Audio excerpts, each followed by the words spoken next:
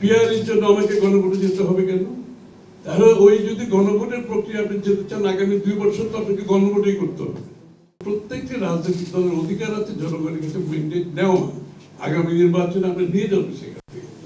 এখন এখানে যেমন বিএনপির 31 দফায় সবকিছু আসেনি, আমাদের তো কোনো সমস্যা নেই।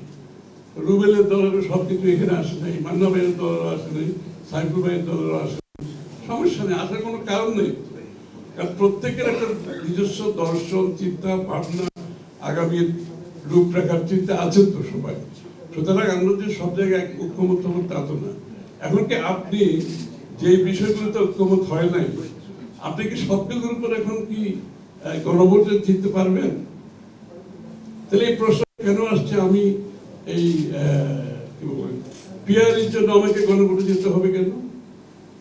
আমাদের তো প্রত্যেকটি দলের অনেকগুলো ইস্যু আছে যেগুলো ঐক্যমত হয় নাই। তাহলে ওই যদি গণভোটের প্রক্রিয়া আপনি যেতে চান আগামী 2 বছর তো আপনাকে গণভোটই করতে হবে। ফার্স্ট অফ অল এই দায়িত্ব আমাদেরকে কে দিয়েছে এই সিদ্ধান্ত নেওয়ার জন্য? আমাদেরকে জনগণ এই দায়িত্ব দেয় নাই। বাংলাদেশে একটি অন্তর্বর্তী সরকার গঠিত হয়েছে কিসের ভিত্তিতে? কারেন্ট সংবিধানের ভিত্তিতে হয়েছে। তো বর্তমান সংবিধানের ভিত্তিতে এই সরকার চলছে এখন।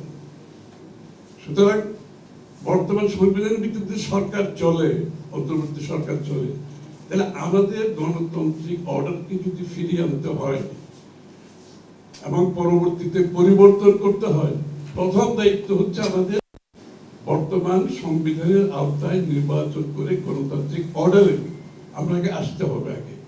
আপনি once you restore the democratic order, আপনি সেখান থেকে আপনার পাবলিক ডিসকোর্সে বলেন, পার্লামেন্টারি ডিবেটে বলেন, পার্লামেন্টের ভিতরে বাইরে বহু আলোচনার একটা গণতান্ত্রিক দেশের সুযোগ থাকবে।